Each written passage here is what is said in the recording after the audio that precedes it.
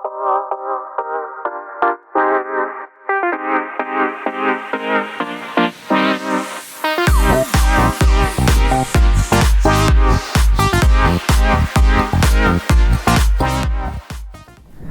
everyone. Thanks for joining us. Tom, do you want to just start maybe by briefly describing your role at Coinbase? I know you cover everything except the US, which is a big... Yeah, it's a big space. Happy to do that. It's great to be here. Honestly, I look forward to the Zebu Live kind of conference. I think it's a different conference to a lot of the things that we do, and it's run brilliantly by the Flight 3 team. So delighted to be here. So Tom Duff-Gordon, I look after international policy at Coinbase. As Anna was saying, so that's everything outside of the US. So obviously we're a big US headquartered kind of dominant crypto player, but wanting to expand a lot internationally. And so I've got a great team, some of whom are here, based around the world, in London, but also in Singapore, in DC, et cetera. And so yeah, before that I was at Credit Suisse for 16 years. So I was in traditional finance, got a little bored of focusing on all the post-crisis reform, realized that the future was very much either in green kind of finance or in digital finance, got obsessed with the digital finance piece, and then was delighted to join Coinbase 2.5 years ago. So yeah, really excited. All right, so let's start closer to home. What's going on in the UK? We've been waiting for regulations here for a while. Now there's been change of government. How's the landscape looking now? Yeah, I want to be optimistic. I think a lot of you know, under the last government, we had a prime minister who was, deeply invested in this technology, really understood it. That cascaded down through the government, so the chancellor and to the city minister, et cetera. And I think they did a lot to kind of, put digital assets and crypto kind of on the map and we move forward. And the question now, obviously, new government, where do we stand? Because we're not where Europe is, right? Europe have moved ahead. They've already got this thing called MiCA, the Markets in Crypto Assets Regulation. We don't have that yet. But look, I'm optimistic. In the UK, we've had, just recently a kind of new law introduced by the government here to help us recognize property rights for digital assets. So I think, that's pretty important. We've also had the city minister talk about tokenization, which is obviously kind of one use case of kind of crypto assets more in the TradFi space, but they're talking a lot about that. I was just at a round table with, which is why I'm a bit overdressed for Zebu Live, but I was at a round table with the city minister, and she assured me, and I can now assure all of you, that tokenization is kind of top of mind for them. So, they do understand, I think, where this technology is kind of going. And I hope that we'll see a roadmap from them on fintech more broadly, but including kind of crypto and digital assets so that we can move forward. What about stablecoin regulation? Do you think that will move ahead, or? Yeah, it's a great question. Look, I think we need to have regulatory clarity on stablecoins, right? The two things that we're pushing a lot in the UK, stablecoins and staking, partly because, right, if we want Web3, if we want all of this, all the great things that you guys are building, we need proof-of-stake blockchains. If we don't have staking, we don't have regulatory clarity around, staking, proof of blockchains, ERC20s, that whole ecosystem we're kind of building, we'll continue doing it, but a much weaker foundation. So we need to press the message that if we want the jobs, we want the growth, we want the innovation in Web3, we want decentralization, then having kind of some basic kind of like regulatory clarity around staking, like is it a collective investment scheme? Can retail people do it, or do you have to basically be a pension fund or a hedge fund to do it? How do we regulate it, et cetera? Getting that done, I think, is important. And Anna, to your point on stablecoins have such an important role to play in this ecosystem, as you all know. They're being adopted, and they're not theoretical. Like, we have stablecoins now, but we need to make sure that they are, again, we've got kind of regulatory guardrails, and that everybody has confidence using them, that you can redeem them at par at any time, that the reserve assets are generally held in the bank, that we're not taking credit risk, we're not taking market risk, et cetera. So I think if we can get clarity around stablecoins and staking, it'd be really helpful. The government have got to lay some secondary legislation on both of those things, I hope. That will then allow the Bank of England on the stablecoin side and the FCA, but the FCA predominantly on the staking side, to then move forward with consultations and other things that we need. So a lot of this is very regulatory and techy for you guys, but at Coinbase, we and others are trying to push this message, because if we want this acceleration to kind of accelerate, if we want to see more adoption, then I think in these core areas, like stablecoins is the oil of this entire system, whether you're trading, whether you want to tokenize stuff or whatever, do payments. Let's just get that done, and let's make sure that we, as retailers, can still stake our assets. I think that's really, really important. how unified is the crypto industry in the UK in speaking to the government? Because I know in the US for a long time there were different factions, or I don't know if I can call them factions, but the exchanges had sort of lobbied it separately, and now you guys are a big, focus there. You have a big push there and here too. So are you converging all here with the same ideas, or is that something that you have to? Yeah, I think it's much more unified from what I see. In the US, there was some really complicated thought going into how do we regulate DeFi. By the way, I think that's a conversation in this country which is kind of being rightly, in my view, parked for some time. But that's when you have potentially some different perspectives from people who play at different parts of that decentralized spectrum. So I think that was at the root of perhaps some of the tensions that existed within the industry on the US side. Here, I think actually this is a really unified message that's coming from the kind of the Web3 and the kind of the crypto players. There is a difference, obviously, between us and TradFi, and there is this emerging view in the kind of the halls of TradFi kind of banking standards, so whether it's the Basel Committee or other places, that this is a really exciting technology, that this is value transfer done better, so let's adopt it. But let's adopt it in a closed system, right? A permissioned kind of blockchain, and let's have regulated intermediaries plug into that ledger. And so there is this big policy debate that's beginning to emerge around open versus closed. So at Coinbase, we're massively in favor of open, permissionless blockchains. We think that's the purpose of decentralization. That's why we're all here. That's what we want to do. And whilst we think there's a role for TradFi to come in and use some of this technology, no doubt you can build permissioned layers on top of permissionless protocols, et cetera. But let's not have some form of regulatory bias that pushes this innovation into a closed, walled garden, more centralized space, because that's not what anybody here, I think, wants to see as the outcome. Is there a risk? You mentioned sort of the government seems open to tokenization, that the tokenization that they're open to is the bank version of tokenization, right? Because I imagine they're in those discussions too. And so it becomes a permission tokenization, right? If you're, I guess it depends what you're tokenizing, but if you're tokenizing a gilt or another type of bond, then it's not likely going to be on a complete, or they might. Some people might be trying to push it on a permission blockchain. Yeah, there was a kite that was flown in the press. Some of you may have seen about the UK issuing a blockchain gilt. So I don't know how true that is and whether we'll hear an announcement on that. I just don't know. But yeah, I think Anna, you're right. In that a big story in TradFi and a big story for the government and particularly the Treasury has been around why it is that the capital markets in the UK, and I'm sure Bloomberg has been covering this, is not attracting the same kind of capital and IPOs and investments as we see in the US and we see in other places. And obviously part of that is the top of the funnel. It's like, how do we get more risk capital from pension funds and others into that system? But there's another big part of it, which is how do we make capital markets just work more efficiently and work better? And the massive innovation in this technology is that we can have the broker, we can have the exchange, we can have the settlement clearing activity and the custodian all vertically integrated. And yes, that presents potentially some risks and some conflicts and stuff, but it's a massive step change because rather than that completely intermediated kind of blizzard of different actors in the post-trade space in capital markets, we can concertina that all together and we can generate massive efficiencies and cost savings. I sat with I hope I didn't say this last year I was here, but I sat with a CEO of a big stock exchange, and they said, look, between you and me, 14 people touch each kind of like trade that comes through our exchange. With your technology, it's going to be 1 or 2. And so this is a paradigm shift in efficiency. It's not going to happen overnight, but to come back to your question, I think that is the mental model, which is of government, right? Which is how do we kind of utilize this kind of technology and this kind of vertical stack that we can see emerging in a more TradFi context.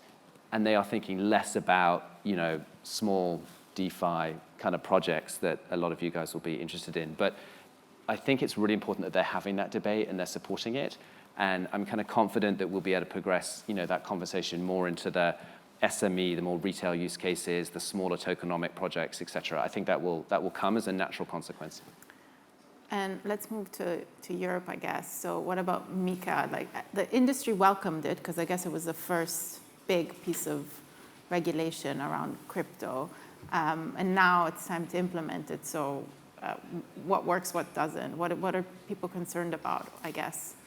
Yes, so Mika's gone live. To your point about stablecoins in the UK, like Europe now has regulations that are live on fiat-backed kind of stablecoins, and like Circle has a USDC that a lot of you will be familiar with. That's now kind of regulated and kind of legal in the EU. They have a Euro fiat-backed stablecoin, EuroC. So we're beginning to kind of see that, and the rest of Mika for Coinbase and other centralized exchanges, that goes live at the end of this year. And look, we think it's a good thing. I know it's not always the most popular thing to say in a crowd like this that we want regulation, but I think for centralized actors like ourselves, we want to be the bridge. We want to bring 1 billion people into crypto. We're looking after your money. We're running a kind of an exchange. We're doing safeguarding. There should be some basic rules associated with all of those things that we do to give you all trust and to bring more people into the ecosystem. And Mika, I think, does a decent to work good job a lot across a number of those different kind of those spectrums. So we welcome it. It's good. The best thing, actually, is that rather than having to get a license in 27 different member states, you can get one license in one member state and then kind of passport around. So there is a lot of work to do with Mika. Coinbase, I think we've got more people in. We have like 400 people in compliance and legal, which is many more than that ever worked in the entire of FTX. Kind of thinking there's a story there. But even for us, that story's told, yeah. But look, even for us, Mika is hard, right? It is hard, and it's a high bar. And the industry is going to change a lot as a consequence of it.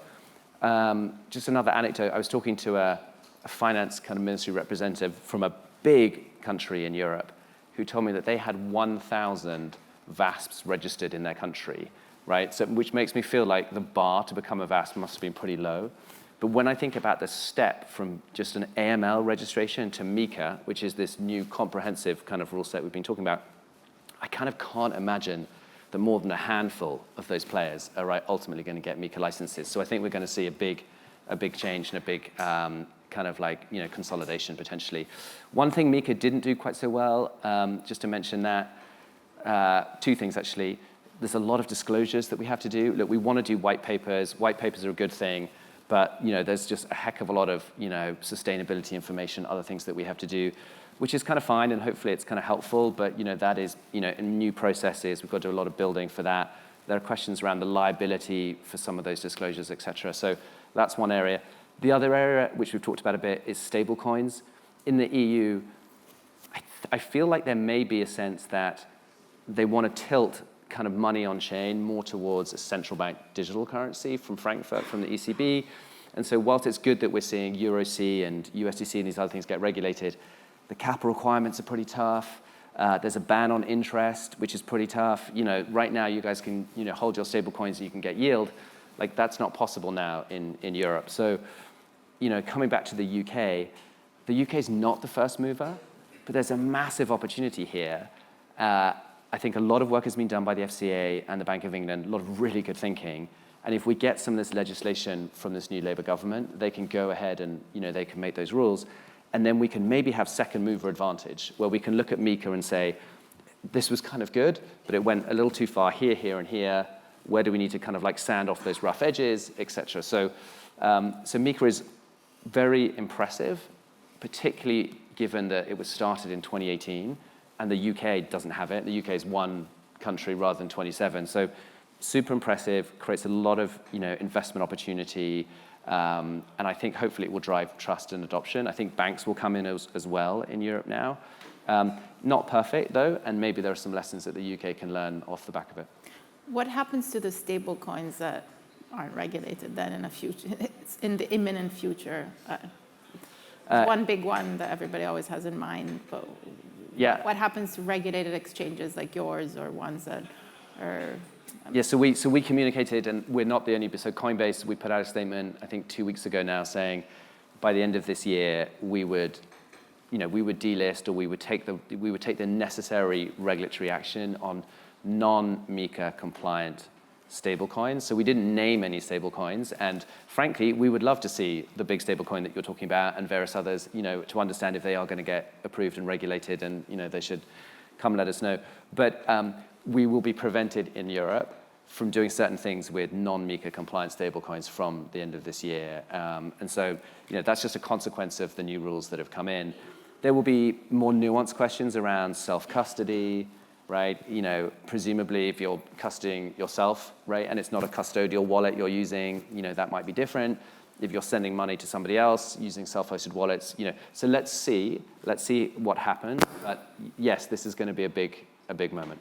So I know that's the only country you don't cover is the US, but it's very hard not to talk about it now, given the elections. It's me, I think, the elections. But what's kind of Coinbase's thinking on that? I think the industry is very much waiting and hoping one side or the other. Do you think whatever the outcome of the US election is, the change will be that quick? Will there at least be like a reprieve from the current sort of aggressive nature of regulators in the US? Like what should people expect?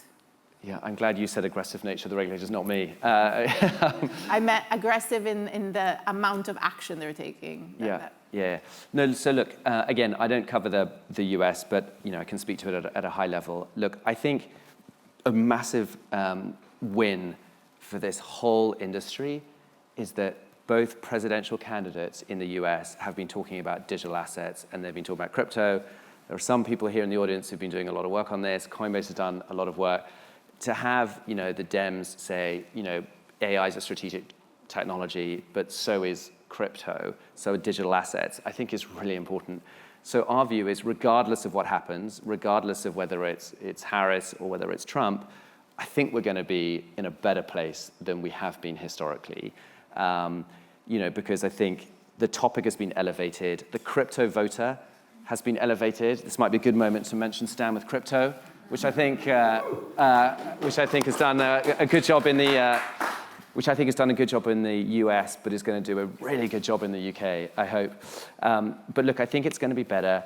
People are saying, there's likely to be a leadership change at the top of the SEC, regardless of who wins. I'm old enough to remember when people cheered when Gensler took office because he had been teaching courses at the MIT. So yes.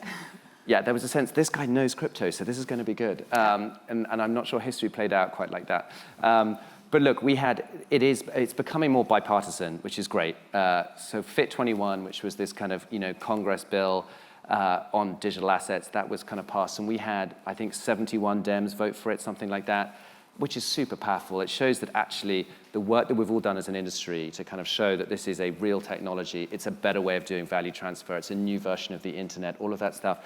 We're elevating the voter. Both sides are taking it seriously. Leadership change at the SEC, I think we'll be in a better place. We've got bipartisan support in Congress.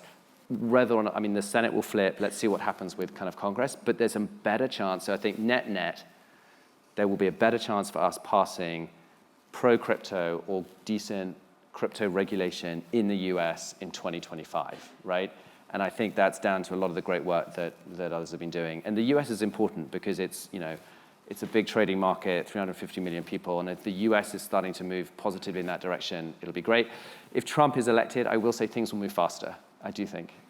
So let's see, Polymarket, I don't know where Polymarket is right now, but if those of you that look at Polymarket, the prediction markets, it still looks pretty finely balanced. Do we have time for some questions from the audience? There's one there. There was a mic coming, I think. Okay. 54%. Okay. On Polymarket? Yeah. 54%. And how big is the market? I think it's 1.5 billion or something, isn't it? 1.6. Okay. Yeah. 55-45 now. Yes, 1.6. And 1.6 billion. Yeah, it's amazing. It's amazing.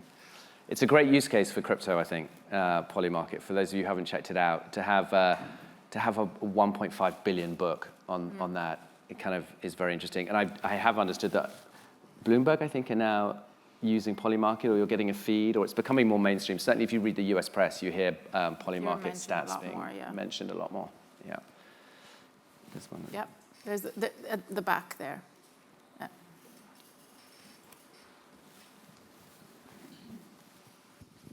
Hello. So I think I was quite surprised when you said at the very beginning that you felt that the progress of regulation under the last government was good. It certainly feels to the average retail user that it hasn't felt that way, especially when we compare to the rest of the world.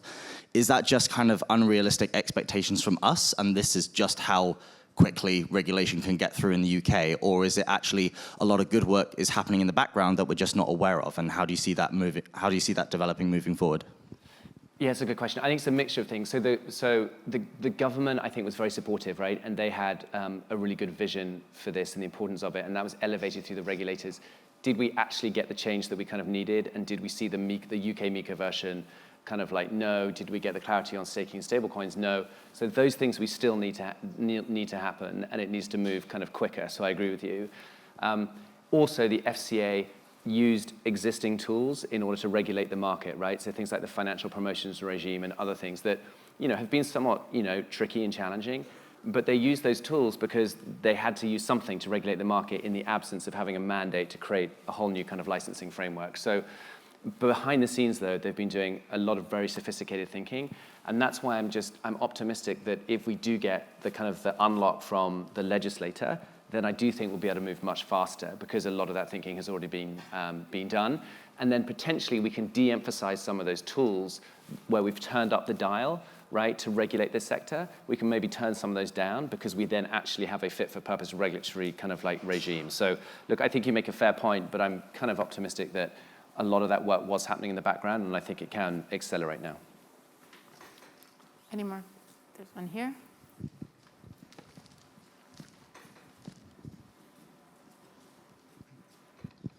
Hello.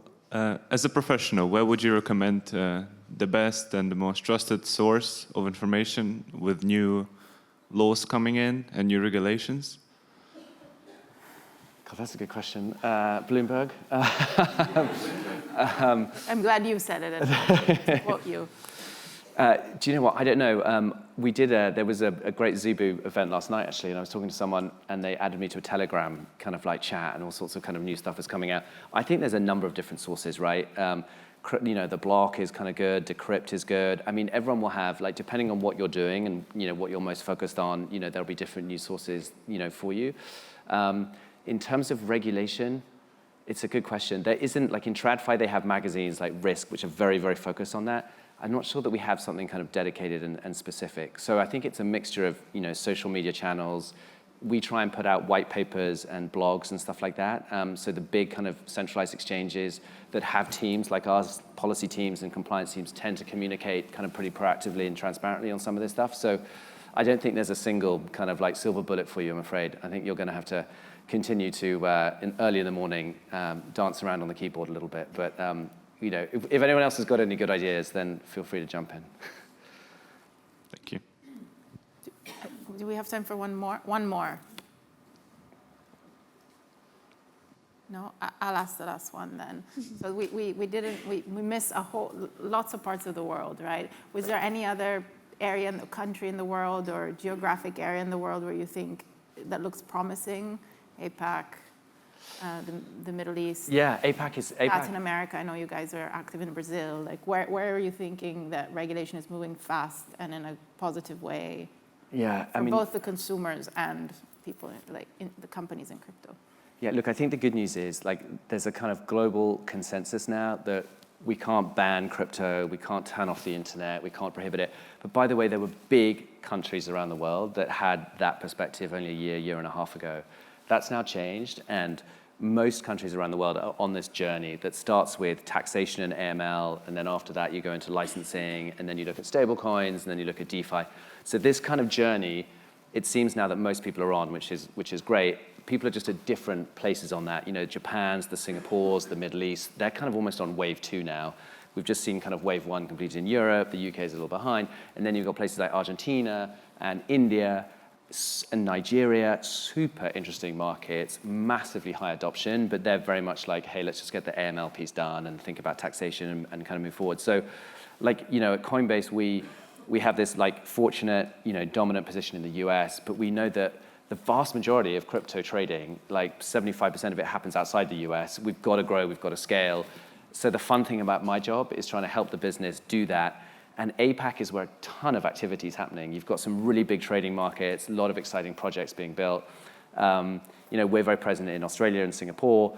There are countries like India as well, with 1.4 billion people, with a massive kind of digital public infrastructure, with digital IDs and all sorts of incredible developer talent. like huge population of kind of millennials and Gen Z.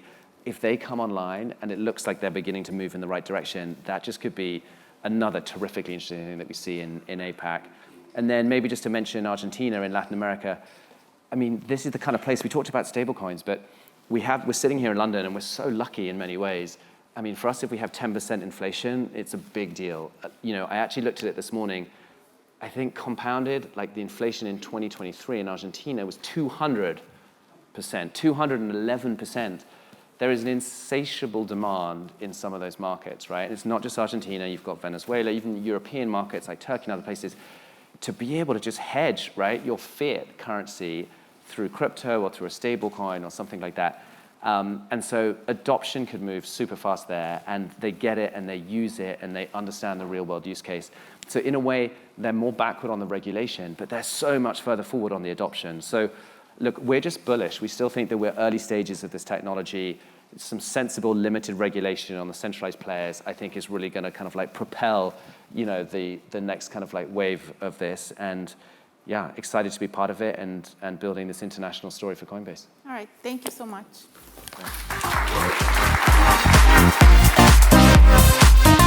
Yeah.